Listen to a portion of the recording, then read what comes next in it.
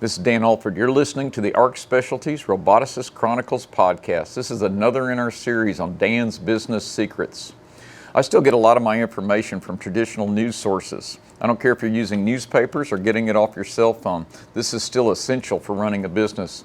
And that's our topic today. We're going to have on Chris Tomlinson. He's the business commentary writer for the Houston Chronicle. I'm going to give you a bit of a spoiler. These writers need stories, and business owners need publicity. It's a symbiotic relationship. It's a great show. I think you're going to enjoy this one.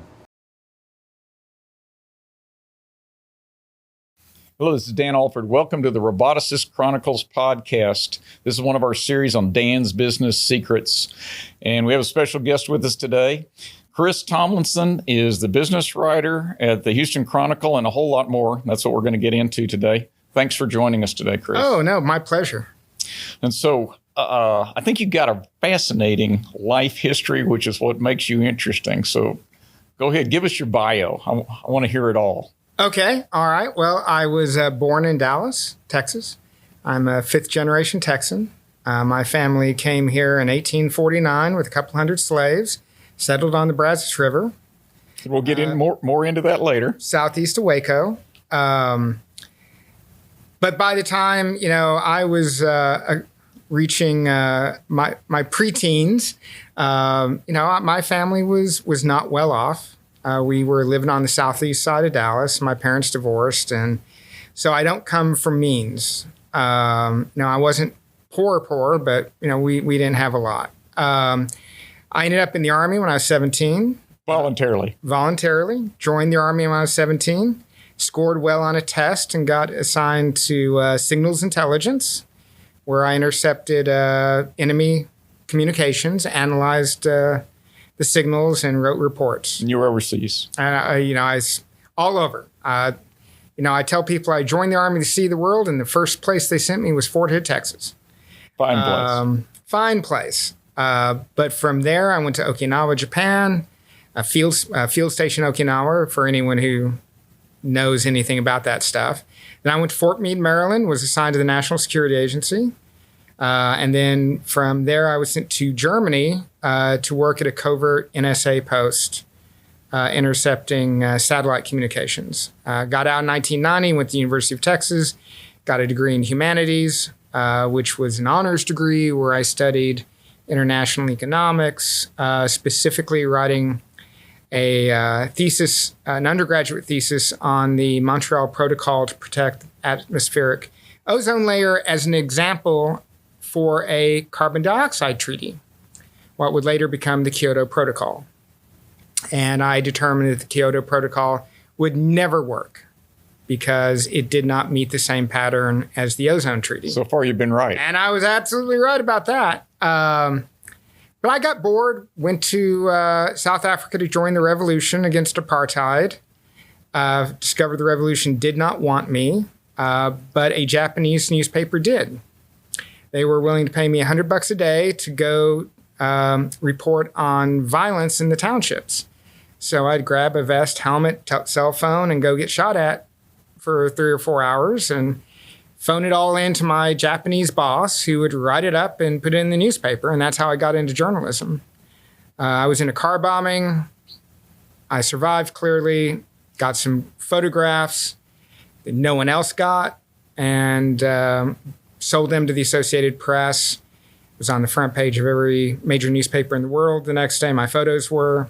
And that got me working for the AP in Rwanda. And spent 20 years at the Associated Press, most of it overseas, covered 9 wars, been to over 60 countries. Came home with a little bit of PTSD. Inevitable. I did it for 14 years. I lasted longer than most, saw more war than most. And then I started covering a new kind of warfare, Texas politics. Hand to hand. The Texas political editor for the AP when I was recruited to join the Chronicle as an opinion writer. And I've been doing that for over 8 years now. Now, you say you're an opinion writer, but you're in the business section. Isn't it a little odd to be writing opinions in the business? No. The business section for the last 115 years has always had a columnist. And a columnist, by definition, is an opinion writer. And the goal is that, you've got the news that we play straight. You've been in a paper many times. I think we've been good to you. Oh, you've been very good to her. We're fair. But, the truth is that readers love having someone share an opinion, a point of view. And so twice a week, used to be 3 times a week, but now it's 2 times a week. But we've been doing this for over a century. There is a writer on the front of the business page at least 2 days a week who says, this is what's happening, and this is what I think. This is my analysis of what's happening and what you should know about it. And when I was hired, my boss said to me, I want you to be the moral voice of business in Texas. I want you to apply analysis and judgment to what's going on in the business community. And that's what I do. And that's why it's marked commentary. It's why my title is not reporter, it's columnist. I tell people I have not been a true journalist for the last 8 years. I'm a columnist, and readers love it. Absolutely. That's how we met, is when I was reading your article, and instead of just giving the facts, you threw in some opinion. And I did not realize, Chris, that was your task. I thought you were just a unique business writer. No. I mean, Paul Krugman, Tom Friedman. I mean, and Joe Nocera. These are all business columnists. They write about business and the economy. I am part of that tradition. Well, I can assure you that a lot of people don't understand that subtlety. Yeah, well, I mean, we try. I mean, my bio says I write opinion at the bottom of every column. So, it's in the fine print. Okay, well, and I always encourage you to do so. I didn't realize it was your mission, but because you'll throw out a bunch of information, and to you the observation is obvious, or the conclusion is obvious, but to the rest of us it may not be. If it's a new subject to us, so that's why I've always been delighted to see your opinion. I don't always agree with you, but no one does, and to be honest, I don't agree with myself. Sometimes 6 months after a column comes out. There are columns I wrote 6 years ago that I'm like, oh, I was wrong about that one. So no, I don't. I would be really worried about the mental health of someone who agreed with me all the time. Well, no worries with me. All right. So, as I recall, the way way we developed a relationship is I read an article, and you were. It was about another Houston businessman, and I think it was a similar story to mine. Starting the garage kind of story and move up. And I sent you an email note and just telling you that I enjoyed the article, and then it started a conversation, and then it's led to a couple of articles since then. Yeah, absolutely. And I know,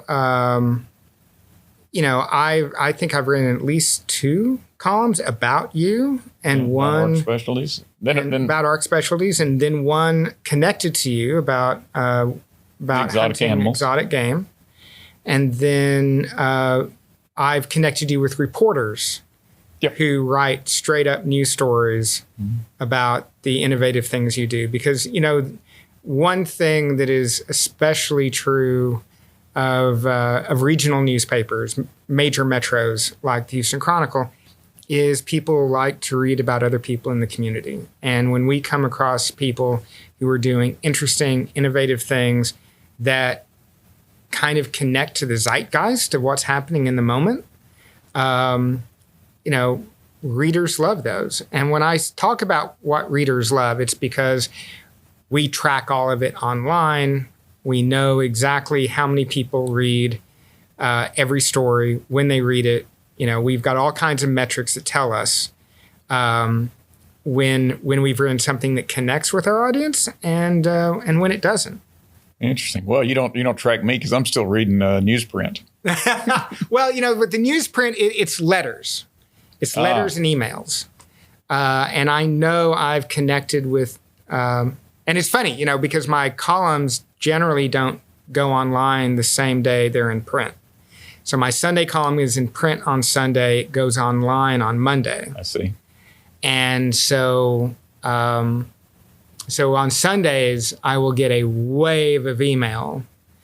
And then, interestingly enough, on Monday, is when Twitter reacts.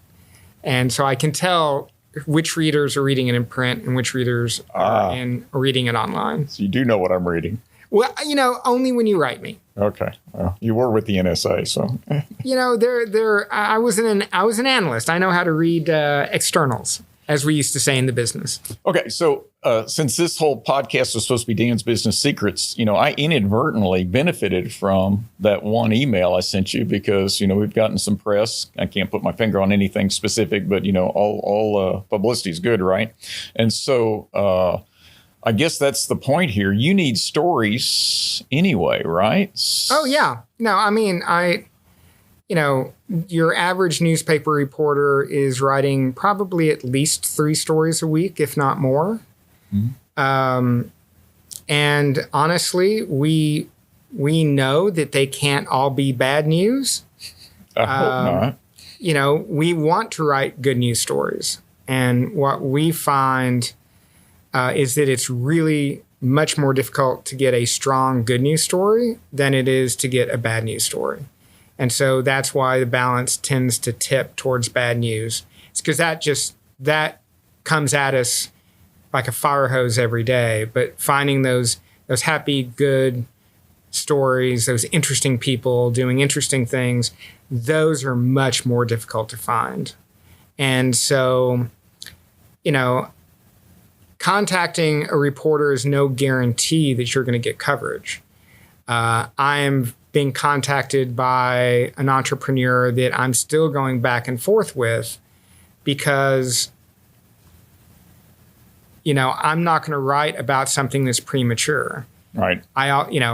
If you've got an idea, but you don't have a product or a patent or, you just have what you think is a good idea, that's not enough. I'm not going to write a story about a good idea. Those are a dime a dozen. You have to execute on that good idea to a point where it looks like it's viable. And that's when a journalist is happy to come in and write about it. But, that's the biggest hurdle I find with people who contact me is that they haven't gotten to the point yet where it's going to it's more likely to happen than not. Can't fault them for trying, though. Oh, no, not at all. Not at all. So you and I have talked about this. There have been stories. I've thrown out some ideas, and you've rejected them soundly. Yeah. Well, and the other thing to remember, and I have to teach young journalists this, because young journalists make this mistake too. It's not just readers, and it's not just the subjects of our stories. Our audience, our customer, is the reader. Our obligation is to give them something that's worth their 3 to 7 minutes. Because, time is precious. And our business is delivering things that our audience finds interesting. And so our obligation is to make sure that this is a story that my audience is going to get excited about. It's maybe, I personally think it's interesting, or my source wants to go down a rabbit hole of details that are just beyond the scope of your average 8th grader, which is who we write for. We have to cut all that out. We have to remember our reader is our customer, and we're always thinking about serving them. And they have to come first. Otherwise, they don't subscribe. And if they don't subscribe, we go out of business. Newspapers cease to exist. And newspapers cease to exist. Is that the trend? No. I hope not.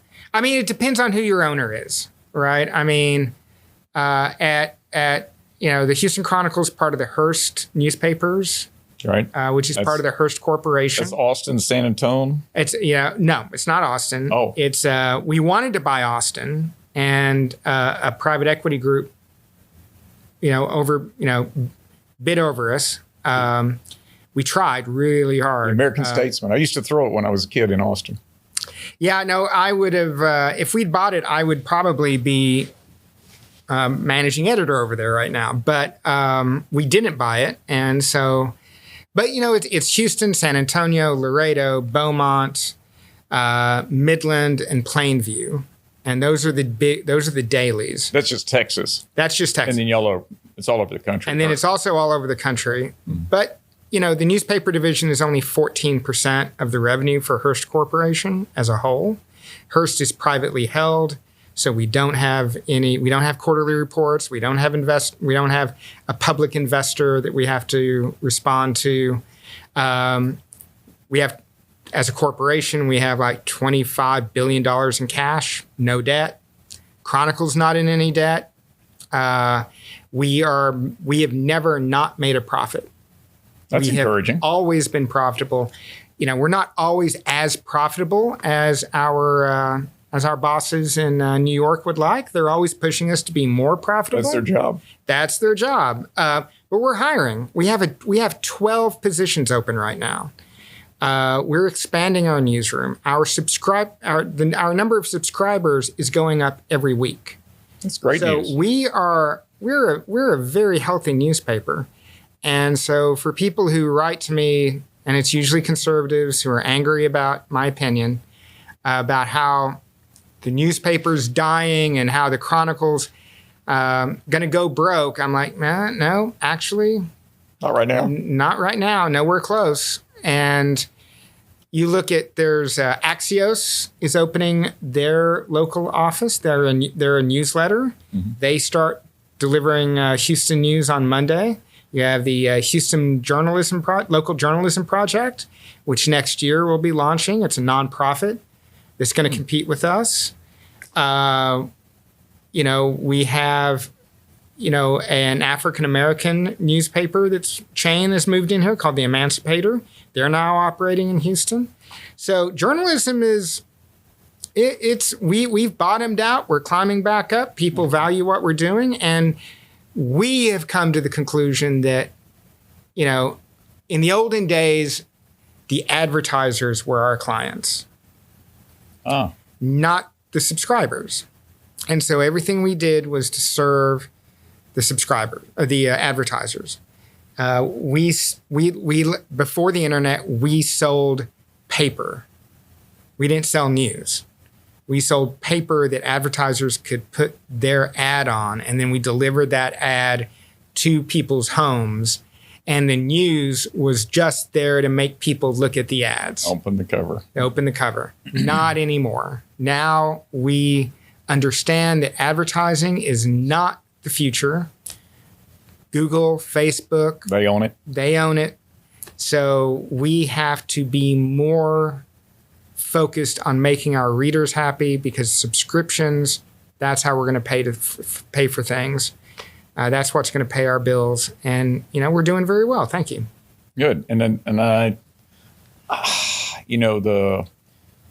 I like to have a reasonable news source. What I do is I read the whole spectrum, and then I apply a correction factor, to both ends of the spectrum. And reasonable is a value, right? That's not there's no fact. Mm-hmm. No. But I think that the fact that you're a large organization would tend to make you strive to be more accurate than if you were a blogger out on his own. Yes. It's not quite peer review, but it's similar.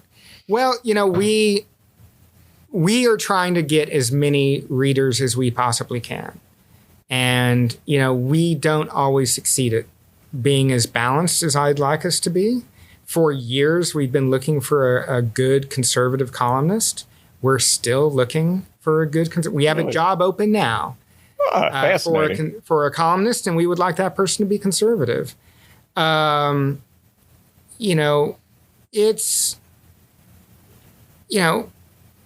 we try, but we don't always succeed.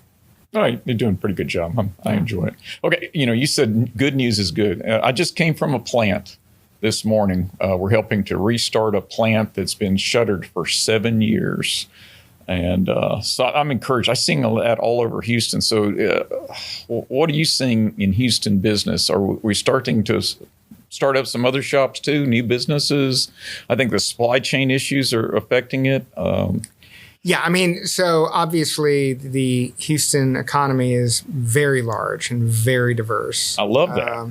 Thank goodness. Which is good, because anyone who remembers Texas in the 80s, which I do. Yeah. Will remember that, having all your eggs in the oil and gas basket is a bad thing. I think healthcare will be the kind of the base load supplier of energy to the Houston economy for decades to come. That is growing. It's expanding. We're finally figuring out how to keep the entrepreneurs from moving to Boston and Princeton. And maybe we're going to keep some of these startups closer to home if we can get the venture capitalists to think about being here. I think you look at places like Green Street and the Ion, and there is and even the Greater Houston Partnership is doing a wonderful job of encouraging companies to take advantage of the energy transition away from fossil fuels rather than dig your heels in and not evolve. And people who selectively read my columns often forget or don't notice that I believe that natural gas has a very important role to play in the energy transition. And natural gas needs to be our backup power solution for decades to come. But to do that, we have to get our methane under control. Thank goodness you believe that, because I think in Europe they're going to learn that the hard way this winter. Yeah, well, and I think I agree. I think Europe will, if we could deliver more LNG to Europe, they would take it. Right, no questions. Burn a little less coal. They would love to burn a little less coal, a little fewer wood pellets. We can go down that rabbit hole if you want. But so on the oil and gas side, which is what I think you're specifically talking about, yeah, I think we saw a 20% uptick in permits filed last month with the Railroad Commission. So I think drilling's going to pick up. But it's not ever going to be back to 2014. Anyone who thinks we're going back to the glory days of, the fracking revolution is just not keeping track of the huge leaps and bounds made in technology so that you can drill more, you can produce more oil and gas with fewer wells, fewer people, and less effort. And that's going to be absolutely critical if oil and gas wants to maintain its place in the energy mix. Because, you know what, $120 a barrel of oil is a surefire way to speed up the adoption of electric cars. Then rejoice. But I think it's going to stay close to that. Yeah, I disagree. I think we're going to stay between 85 and 100. I think OPEC wants to keep it there. That's sustainable. For our industry, that's sufficient. 85 to 100 is a beautiful sweet spot, but you start getting demand destruction over 100. Yeah, we'll revisit this after winter in Europe this year. Listen, this winter, the next 12 months are going to convince a lot of fossil fuel people that the energy transition is not going to happen. And that's going to be the biggest mistake they will make in their careers. They think one anomalous year created by a geopolitical conflict that is probably going to end in the spring because Russia does not have the resources to keep this up much longer. Or the people. Does not the end of the energy transition make. The funny thing is in Europe, they are speeding up their adoption of renewables. And I think that's all good. Of this. No, that's all good. Nobody will disagree with that. But I don't want to discard a viable energy source prematurely. And that's where I'm at. But, that's the beauty of being ARC Specialties, because our technology applies to so many industries, So it really doesn't bother us which way it goes, as long as people are building things in America. That's all I need. Well, and that's what COVID and Xi Jinping, president of China, has amply demonstrated, is that the just-in-time, long supply chain going back to Asia is fragile and unsustainable and inefficient. It's all those things. I was really worried for a minute there, Dan, you were going to disagree with me. No, I absolutely agree with you. And to me, it's great. There's been a renaissance in manufacturing over here, and people are starting to figure out what is what the industries are critical to having right here. Strategic industries, and I'm all in. But I also think everybody deserves a job. In the last 6 months, we put equipment all over the world because I think everyone deserves to work. Oh, absolutely. I mean, and we all benefit. Yeah. The rising tide lifts all boats. Everybody deserves a chance to feed their families. And if everybody had a job, we'd have fewer wars, Chris. Yes, of course. That's my mission. We can talk all day about all the made up reasons for war. But, having covered 9 of them, I can tell you, it's always about power and privilege. It's always about power and privilege. And it's about people grasping for power and privilege. So if you can even things out, I guarantee you, every young rebel I met in Africa who left their mud hut with a Kalashnikov to go join a rebel movement would have happily stayed if they had a job. Right. That was their best option. It was their best option. But it's a terrible option. They should have a job. They should have a family. Yeah. All right. You mentioned something earlier about way back, your family owned how many slaves?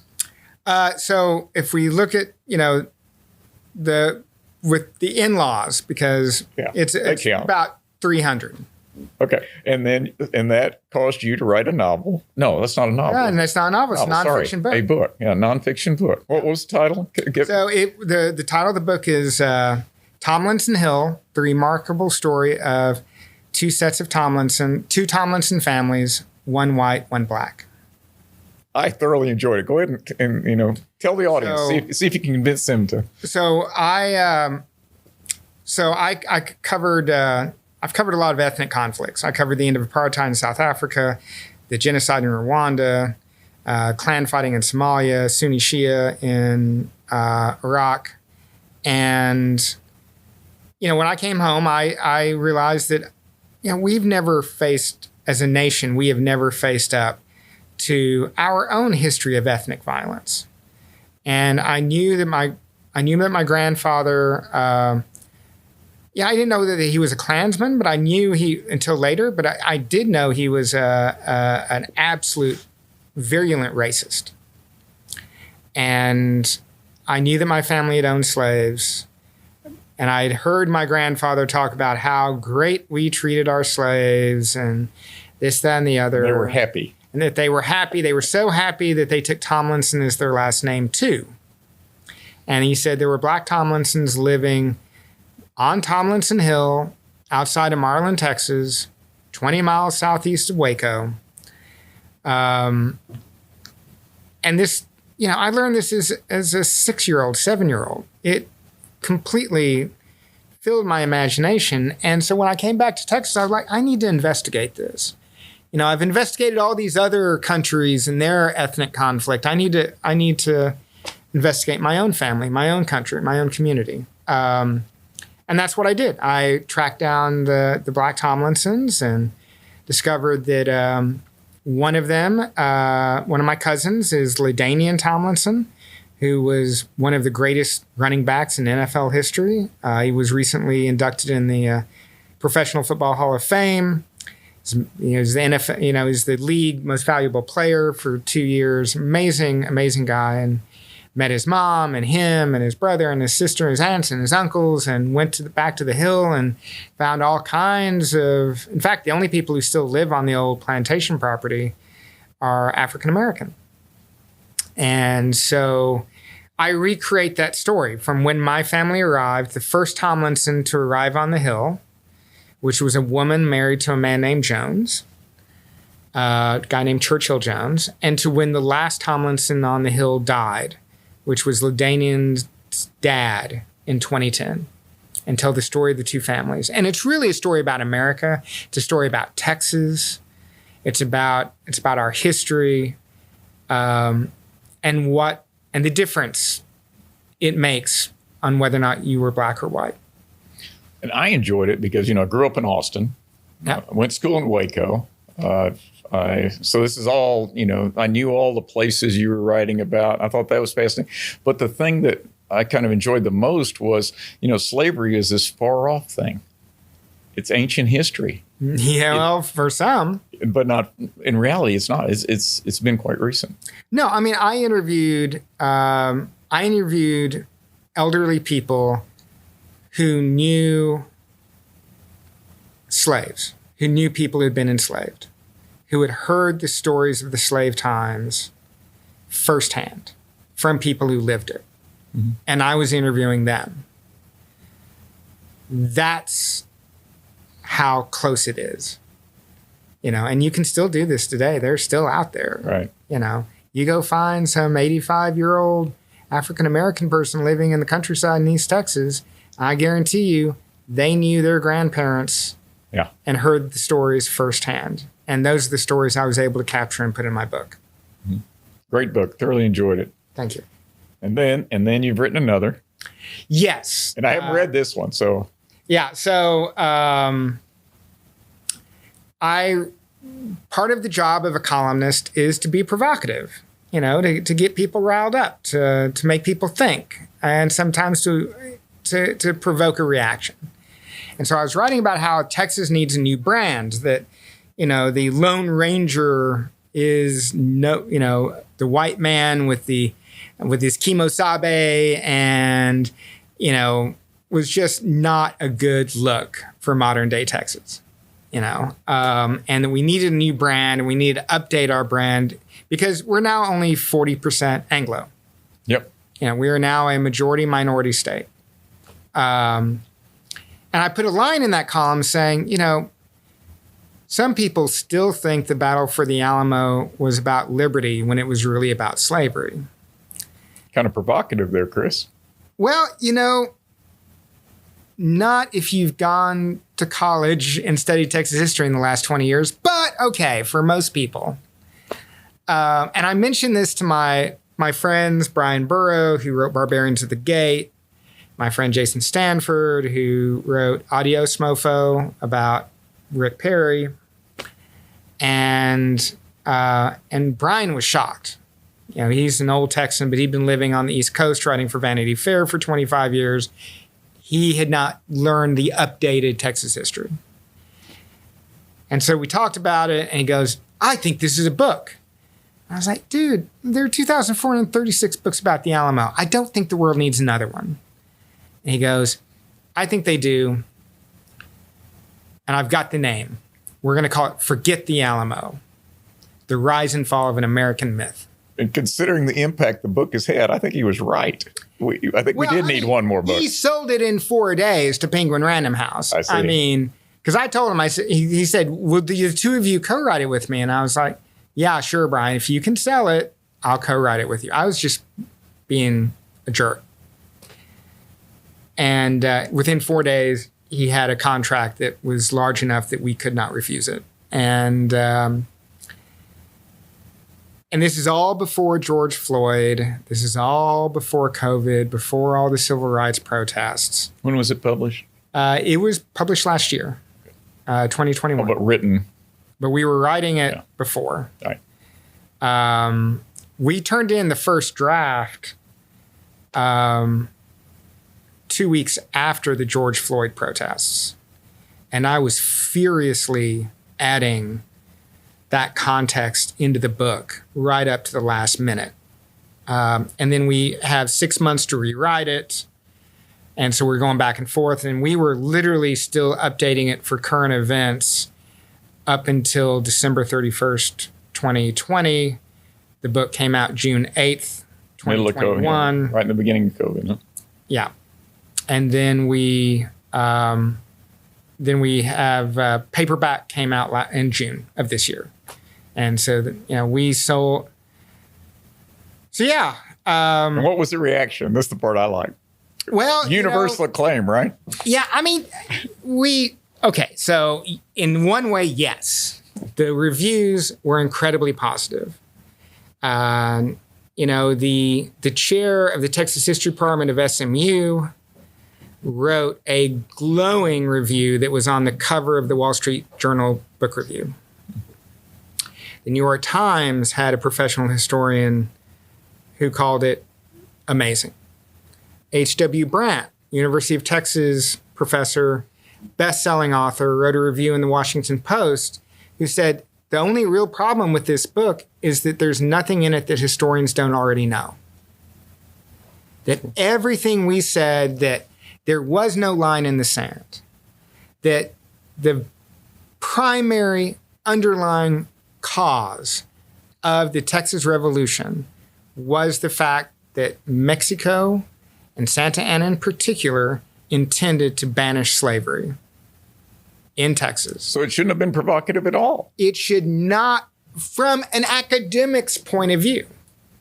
But what Brian understood and what I didn't was the huge number of baby boomers, people 55 and over, who grew up on Walt Disney's Davy Crockett and John Wayne's The Alamo and all of that mythology with, the raccoon skin caps and the old Betsy toy rifles, who still believed the myths that they learned on popular entertainment. You're describing me, I know. But Disney was so far off base. John Wayne's version he got the names right. And that's about all I can say about the accuracy of the John Wayne film. But we triggered a lot of anger, a lot of hate mail, a lot of controversy. And any death threats? How far did it go? Some death threats. Oh, that's good. Yeah. We started when police started protecting our events because of the threats. These are book signing events. Yeah. There's usually a book talk, right? So you talk for an hour, you talk for half an hour, you answer questions for half an hour, and then you go sign books. And then and very early on, before the book even came out, the Bullock State History Museum in Austin said, we got to book you. We've got to get you in. This is exactly right up our alley. We just did this book about how the Texas Rangers were basically committed crimes against humanity for most of its history, which is also true, by the way. David Swanson's got a book on it. Monica Martinez has a better book on it. Academics all agreed. They were a bunch of thugs and killers and assassins. To call them a law enforcement agency is a joke. So they had hosted an event like that at the Bullock, and they just had no problem. When word got out about our book, and then they started advertising that we were going to be at the Bullock, the Texas Public Policy Foundation, which is a right-wing organization that kneecaps any Republican who steps out of line, started demanding that the governor and the lieutenant governor cancel our event. Ban us from the Bullock. And how can they do that? They did it on Twitter, social media. Okay. They sent out email blasts to their members, and they said, these people, Tomlinson, Burrow, and Stanford are evil. Their story is ruining Texas. They called us the 1619 Project of Texas, and how Abbott and Patrick needed to make sure that there was going to be no critical race theory discussed at the Bullock. Sounds like we need some tar and feathers. Yes. And so, we talked to the Bullock. They're like, oh, don't worry about them. We're not worried about their noise. We're going to hold the event. Don't you worry. Well, about 3 hours before it was to begin, we got a call from the executive director of the Writers League of Texas. And she was going to be the moderator. And she was informing us that the Bullock had pulled out, canceled our event, including, deleted the 700 or 800 so tickets that had been sold, that had been issued. Mm-hmm. They weren't sold, but issued for the event. But she could hold it still on her Zoom account if we wanted to continue on with the show. And we were like, oh, hell no. No. Because we asked her, she goes, why did they do it? And she goes, they didn't say. And she goes, and we tried to contact them ourselves. They wouldn't return our calls, wouldn't answer our emails. And so I got on Twitter and just went nuts and condemning the Bullock and their decision. And that was very quickly went viral. I know we did a public records request for all the emails at the Bullock to and from the Bullock Museum about the event. Right. And we know that they went into a dead panic when I went on Twitter. Hundreds of people canceled their memberships in protest. I went on MSNBC the next day. I was on NPR the day after that. And then on that Sunday, the New York Times book review that had already appeared online, it appeared in print. In the print edition, we were on the cover along with several other books, but our book was mentioned on the cover of the New York Times book review. And yeah, that was the week we made the New York Times bestseller list. So they didn't quite burn your book. They ended up promoting it. No. In fact, when we were discussing whether or not to sue Patrick and the Bullock for violating our First Amendment rights, because it is illegal in this country for an elected official to use his official capacity to prevent you from speaking. And it's really an open and shut case. There's so much case law. So many people have tried this before. And when the ACLU is like, this is a slam dunk if you want to go to federal court. But here's the thing, you're not going to get any damages because you can't show you suffered financial damages when in fact you probably suffered benefited. a financial benefit. Yeah. But we, and in the end, it was just too expensive and too much of a hassle. And we didn't sue. But yeah, I spent Dan Patrick stood up and said, yes, I'm the one who canceled the event. I'm going to prevent them from doing it. What was interesting is when we were still weighing litigation and our attorneys had contacted his office, he did come back and said, well, you can come to the Bullock, but you're going to have to stand against a tribunal of my choosing. You didn't opt for that? And, well, I took the offer as another opportunity to highlight that the Lieutenant Governor of the state of Texas has absolutely no respect for the Constitution and for Texans' right to free speech. And that if he wanted to stage a Soviet-style show trial, that was his prerogative, but I wasn't going to participate. Unless he wanted to send state troopers to come get me and force me. It didn't go that far, fortunately. No, it didn't. Well, I don't have to agree with everything you do, Chris, to want you to at least have the right to talk about it in public. And so hopefully out of all this, maybe lessons were learned. Is there any silver lining here? No. I'm trying to be optimistic. No, I mean, the TPPF, which is, run by two billionaires, Tim Dunn and Ferris Wilk, who made their fortune in the oil patch out in West Texas. They finance TPPF. They're also the largest donor to Republican parties. They do not believe in freedom of speech. In fact, they don't believe in public schools. They want to do away with public schools and go all private, preferably Christian. They have said this publicly. I'm not putting words in their mouth. But, you cannot win an election for the state Senate or the state House without them. And the TPPF is their enforcement arm. And Kel Seliger, which is one of these conservative West Texas Republicans, been in the Senate for 20 years, he stood up and defended public schools, and, Dunn and Wilk took him out. They made sure he was primaried and did everything they could to force him out of politics. So Seliger calls them a Russian oligarchy that controls the Texas GOP. And this group of people have a list of 850 books that they want banned. And they started out with public school libraries. But now they're going to public libraries. If you go out of West Texas right now, they are trying to ban books in public libraries, not school libraries, but public libraries.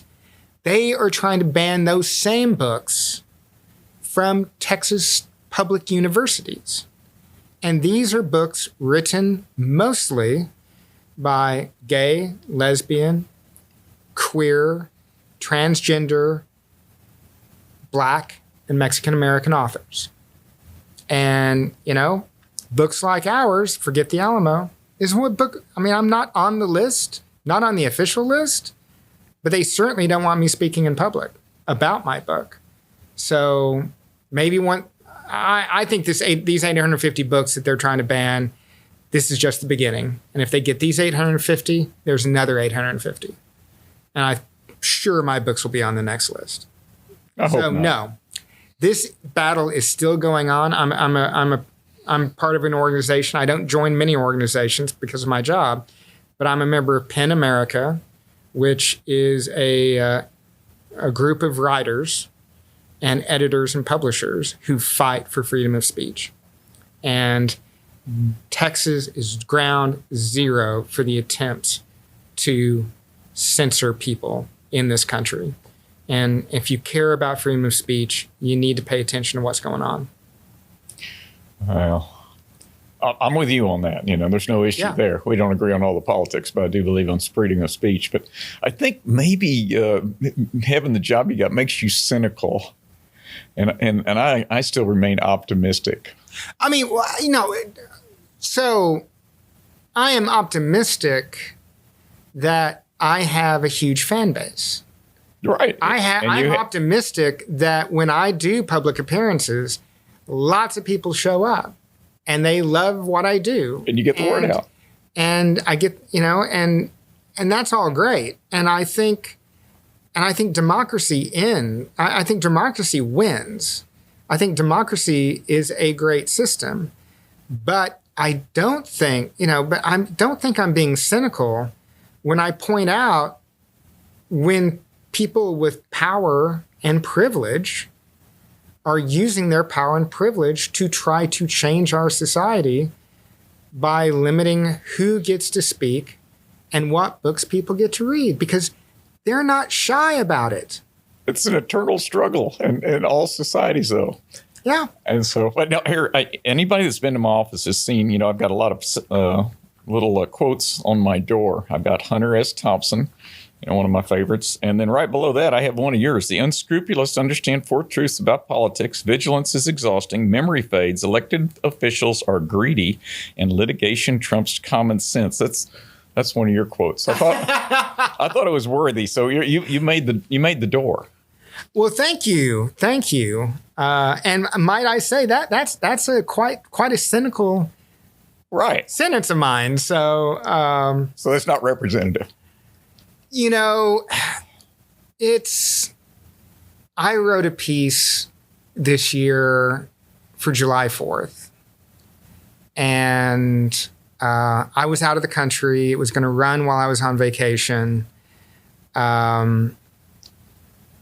And it was not a cynical piece. It was about how diversity of ideas and diversity of people and diversity of everything is what makes America great. And it was the basis of the founding of this country. And inviting and judging people by their ideas and not by their birthright was the true American genius.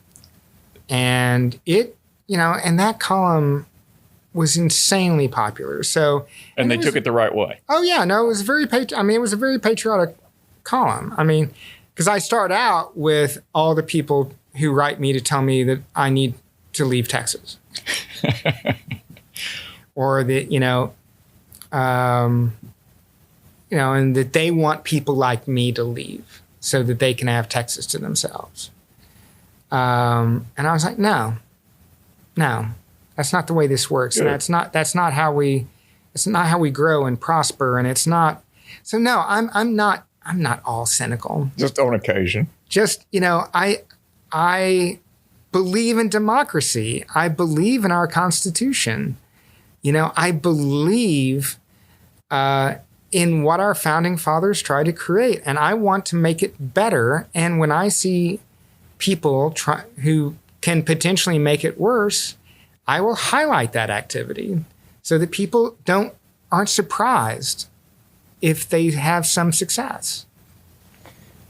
It's better to spot your enemy. I learned this as a soldier. It's better to know your enemy's coming over the horizon rather than wait till you can see the whites of their eyes. No, I'm glad you have the pulpit to do this from. Thank you. And it's fun. Some of my friends, they think that you are a right winger. I consider you to be a bit left of my position. So it just shows you what a spectrum there is out there. There's people that are way more progressive. What's the term nowadays than you are? So. Oh yeah, no, I get attacked by progressives all the time. You're still a free market guy, right? I still believe in the free market. I still believe in natural gas. I wrote a column about all the good things in the Schumer-Biden bill. We call it a climate bill, a health bill, a fossil fuel bill. You can call it. I mean, the official name is the Inflation Reduction Act, which I guess maybe over on a 30-year time frame, but we'll see. We'll see. But it's also an American manufacturing bill, right? And, obviously there are provisions that give a boost to the oil and gas industry. And I praised the bill. And, oh, my God, the left came after me just with such intensity. I support pipelines. You should, because they're so much safer than trucks and trains. Exactly. And so, but every time I write about the wisdom of pipelines, I get called a fascist. So, it's not my job to be a Republican or Democrat. It's my job to be Chris Tomlinson and to apply my unique brand of pragmatism and common sense and stand up for American values the way, as a former soldier and as someone who took an oath to defend the Constitution, I try to do that in the best way that I can.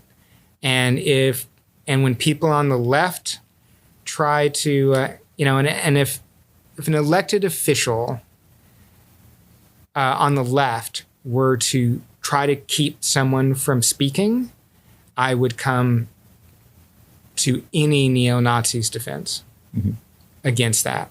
That's what I'm saying. I've got friends that think that you're on the other side, so that's good. You don't want to have everyone have the same opinion of you. Then that would be indicative of a problem. I've only had one person ever write me with what I thought was a pretty accurate description of where I stand, and it was, Chris, you're a Rockefeller Republican.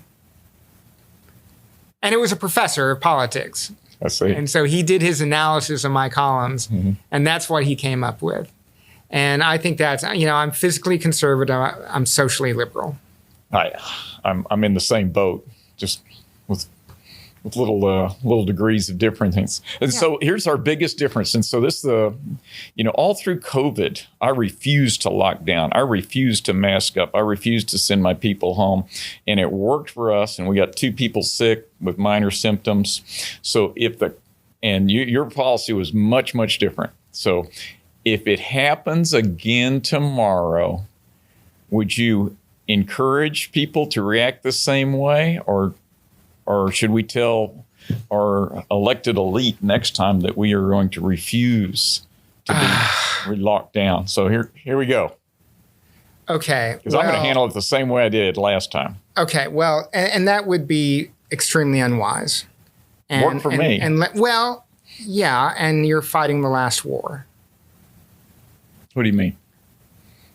I mean, when we were looking at what was happening in China, and when you looked at the number of deaths in New Rochelle in New York, and the death rate in Portland, and when you consider how little we understood, remember, we did not understand that COVID was airborne until weeks. Right. People were washing their groceries. We were washing our groceries when that was not the problem. So, when I look back at the data that was available, and I think going into the lockdown to try to stop the spread, I'm thinking March. Like the first few weeks when the whole country basically shut down. Right. Back when I was issued a letter saying that as a member of the media, I was considered an essential worker and was allowed to move about to do my job to keep the public informed. I Xeroxed those and handed them out to all my employees because we had the same thing. Yeah. I think that reaction was the only responsible public health reaction because we just didn't know. And I have covered Ebola. I have stood in Ebola wards and watched people bleed out. Yeah. I've seen the devastation of Ebola moving through Uganda and then a second time moving through Congo. I've been in cholera. I've covered 5 cholera outbreaks. And when you see the bodies piling up in the mass graves, you understand what could potentially happen. And so the question becomes, where do you err? Do you err on the side of public safety and possibly inconvenience a few people? Or do you err on the side of, oh, hell, let's just this is all about personal responsibility. And if we lose 1 million people in a month, oh, well, that was their mistake. So I think it's really easy to look back with 20/20 hindsight. Oh, absolutely. I don't think it was as clear. The other thing is that, Dan, you are one of the smartest people I know. You're extremely intelligent. You can bring in a lot of data, a lot of information, and you can process it and come up with some really wise insights and decisions. But 90% of humanity does not have your brain.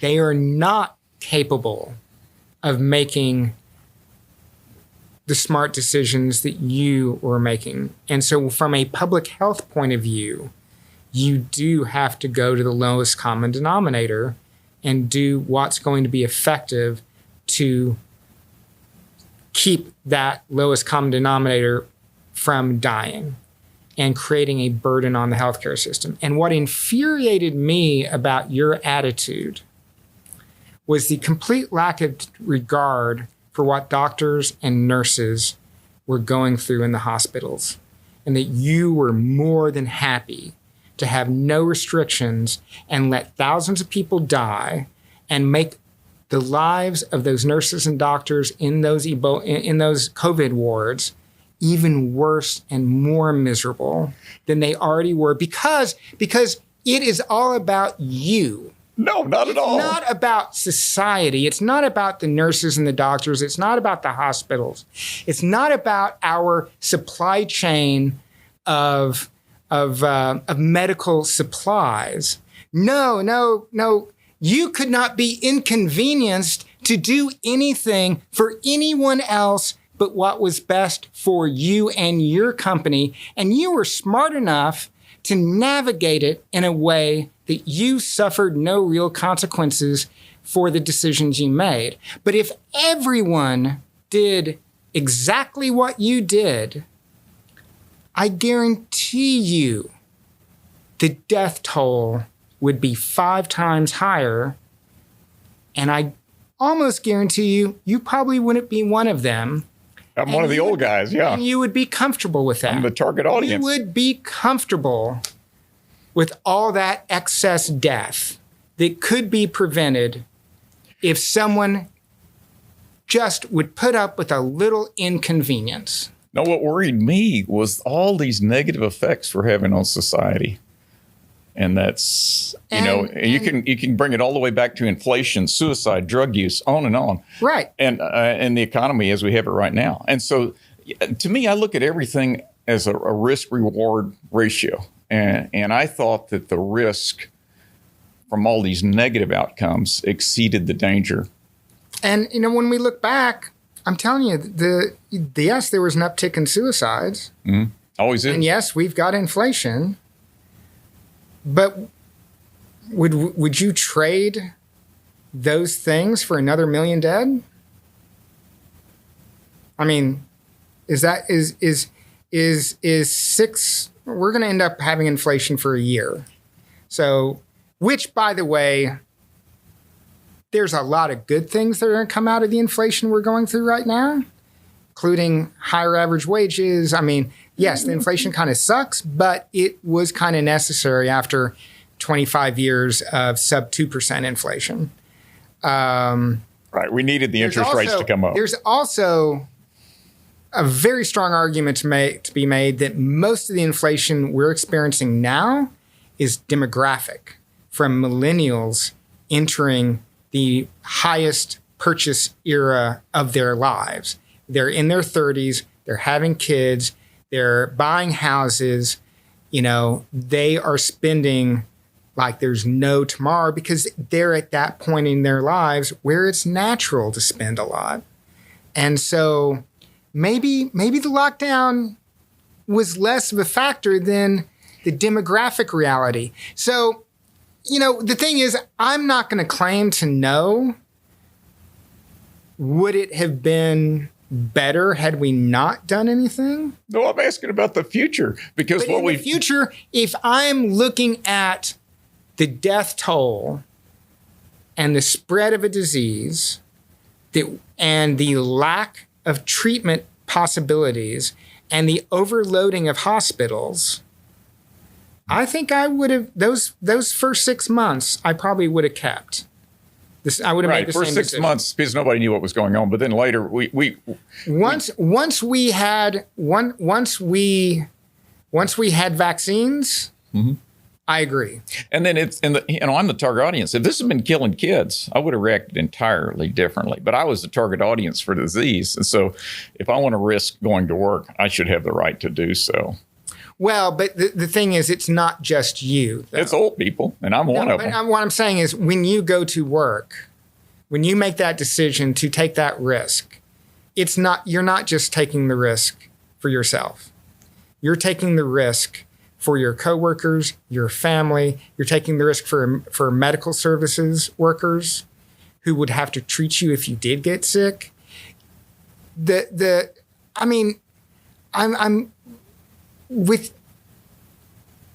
me create a metaphor. I am trained in mountain rescue.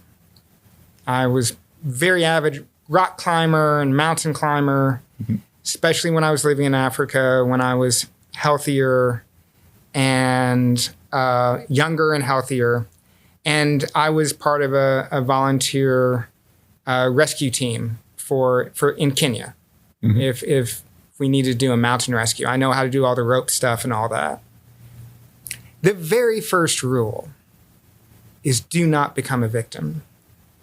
The very first rule is you take care of your team and you make sure you're safe and that you're doing everything properly. Don't add to the casualty list. Don't add to the casualty list. And that, to me, is what you do when you say, I'm going to, when you say, the false assumption is that when you take a risk, and if you come out ahead and nothing bad happens to you, you think, oh, well, that risk was only to me. When that freaking mountain climber decides they're going to go up on that summit without the right equipment, and then they need to be rescued. They free climb it without a rope. And slip and fall and break their ankle, and now I've got to figure out how to get them off of a 10,000-foot rock face. Oh, I now have got 14 people taking a risk to save that one person who thought, oh, it's my life, it's my risk, I can do. Because you know what? I can't leave that one person up there on the mountain to die. And if you got COVID, we weren't going to let you die.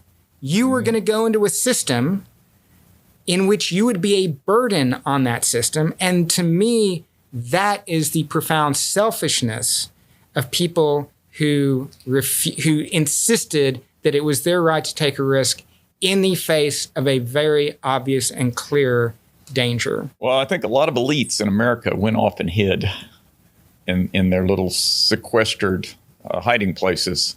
And I have the means to do the same thing, but I didn't, because everyone here at ARC wanted to work and I wanted to support them. It would have been, to me, I would have been irresponsible not to have remained here and allowed them to continue to work. Well, so, as said, and you know what? It worked out for you. It worked out for me. It worked out for you. You didn't have a New Rochelle situation where 8 members of the same family all died from COVID because they got together for a family dinner.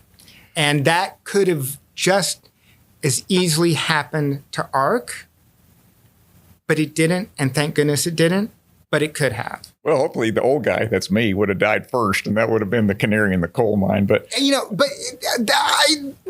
you just hear what I said?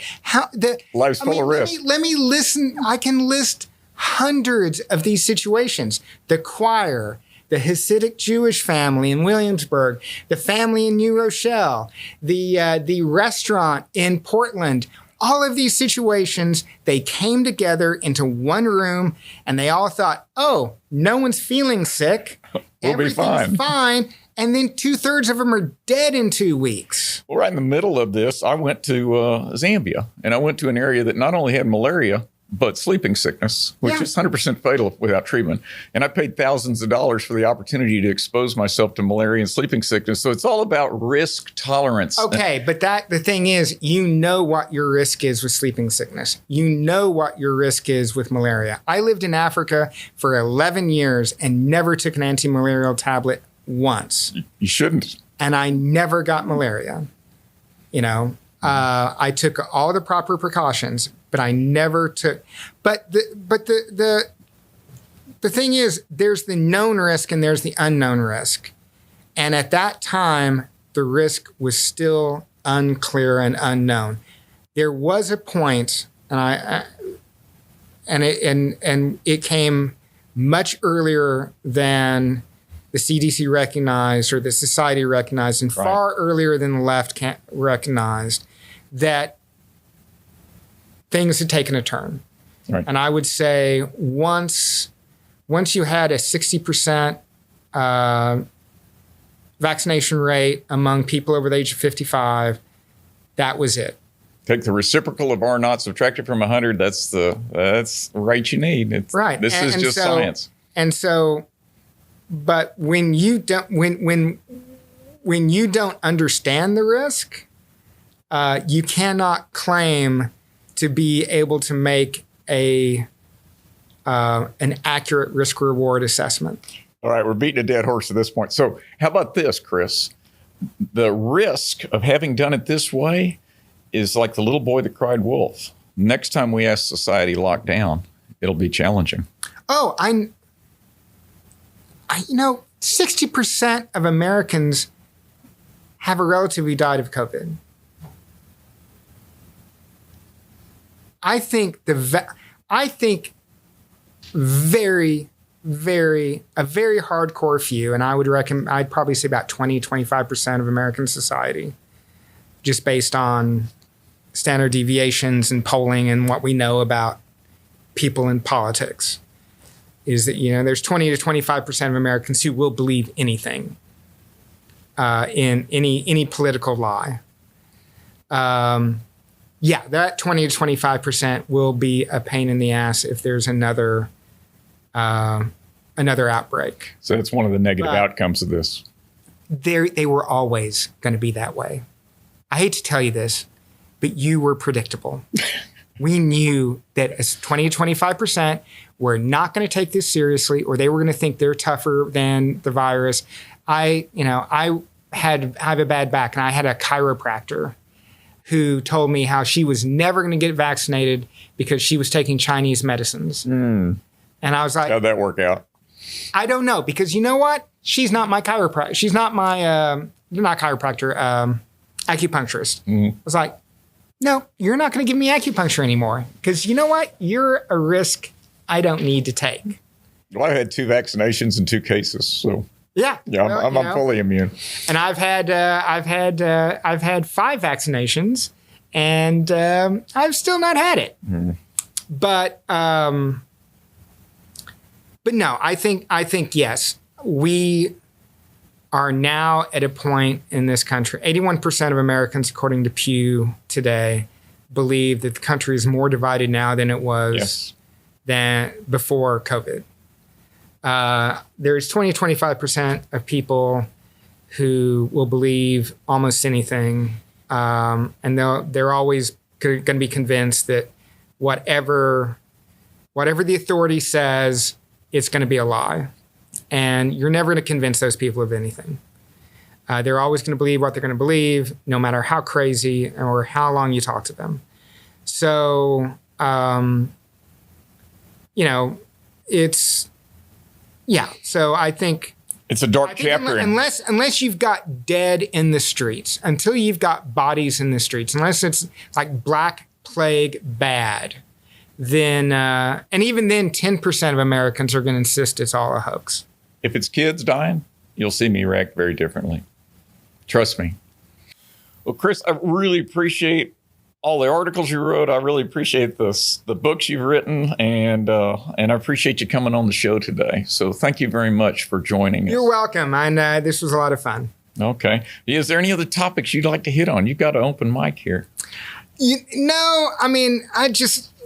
Okay, the one thing I want you to do is subscribe to the Houston Chronicle. That's, we're gonna find a conservative columnist who will come work for us eventually, and then you're gonna love it. I love it now, and I'm one of I'm one of the ones that's still reading it in newsprint every morning. So thank you, and I will continue to do so. So keep up the good work, Chris. Appreciate it.